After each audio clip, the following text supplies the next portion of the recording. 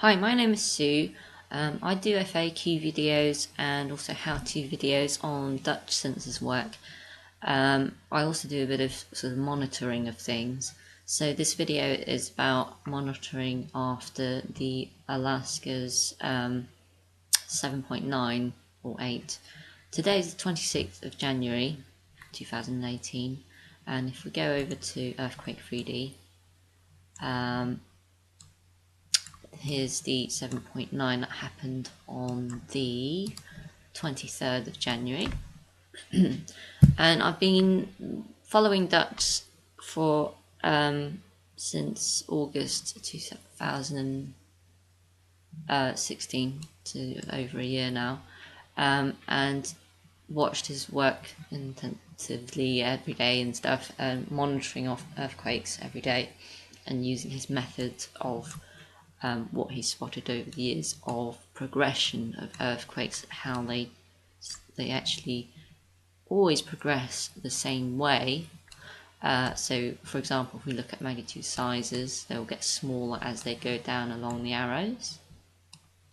And so this is one I've been kind of waiting to see what would happen if there was a large one here and what would happen next, because as it goes down along the west coast of the US, it can also go over Yellowstone.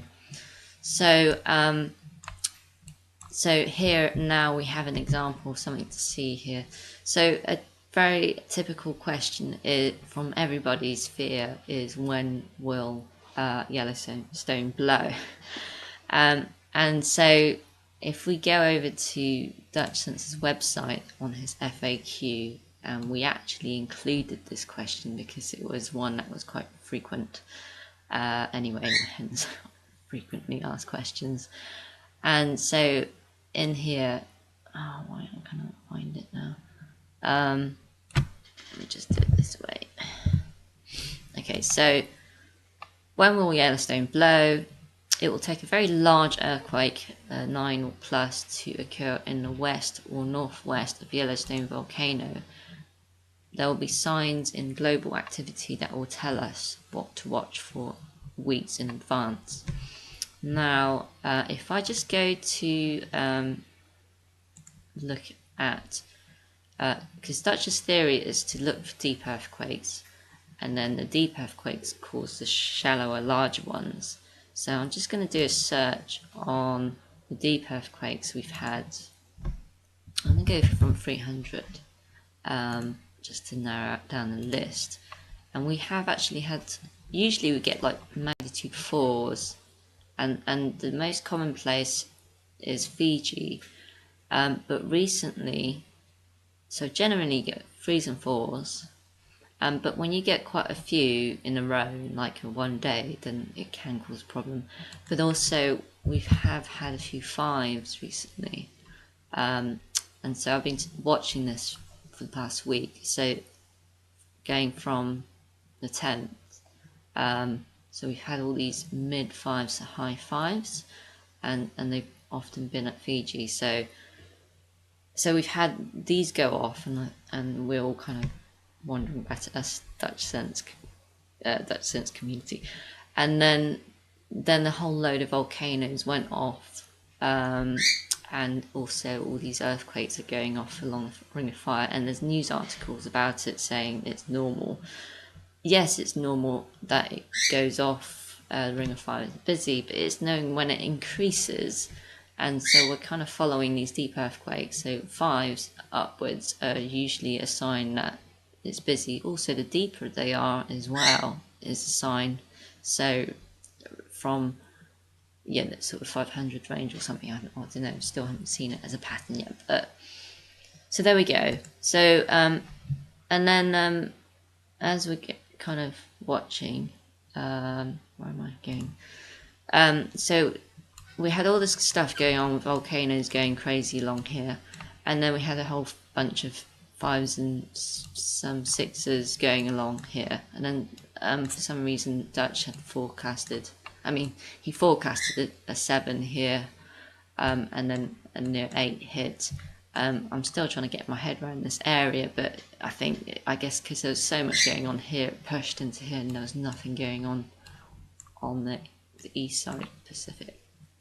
So I'm just going to now show the last weeks of earthquakes from, say, 2.0 roughly. So this is the last 7 days of earthquakes, which is mental, basically. You can see Alaska is going insane. Let me just get rid of some of the ones. Maybe some of the twos as well. We just got too many now. So the planet is busy generally, but this is busy, and these are the deep earthquakes that are high off the globe here. There's so many that my computer's gone really slow. So I'm just going to reduce some of these and go to the most recent, and I want to look at Yellowstone, which is around here. So Yellowstone's just been hit so this is a magnitude 8, and it will go down the west coast and it'll also go inland through the US and towards the east. So as these arrows go across actually over Yellowstone, you can see this is like a sign, could be some information for the future of knowing, you know, what Yellowstone would do. So we've got 4.3, sometimes it's reported as 4.7, so let me just open that up. So this is opening up the USGS feed. I'm just going to look at the map and just get a sense of where we are.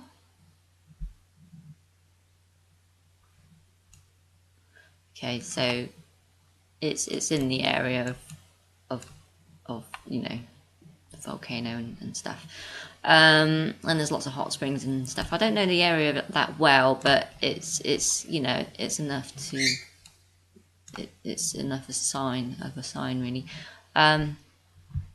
Right, so let's go back to so yeah, so we've noticed that if there's even like a 4 up here or a 5, then you get something here that's like 2 or 3. So if there was a 9 here, then we need to keep an eye. But I mean, even with this 7.9, we are keeping an eye.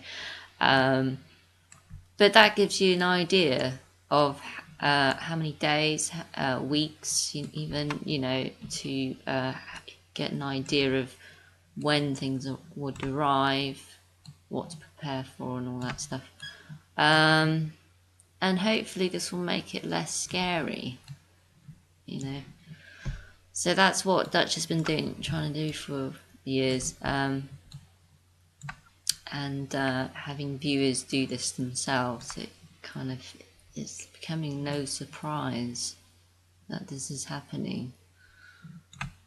So yeah, hopefully this gives you an insight of what goes around the planet naturally, and what we need to look for when it becomes a bit busy, when Mother Nature is a bit unrested. So, and it's just us humans need to adapt to that, much like going camping and preparing for crazy weather, isn't it?